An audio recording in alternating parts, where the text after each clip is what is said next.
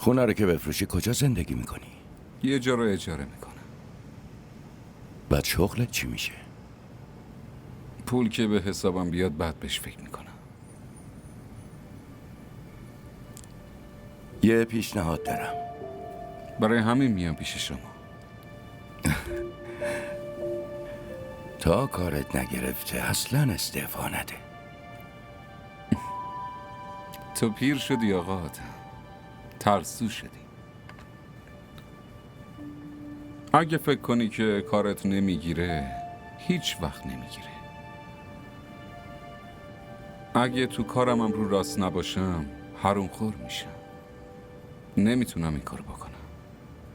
فقط میخوام بپرم تو دریا و بگم باید شنا کنم. جلیقه نجات نمیپوشم. نونم براتون میارم. بیار.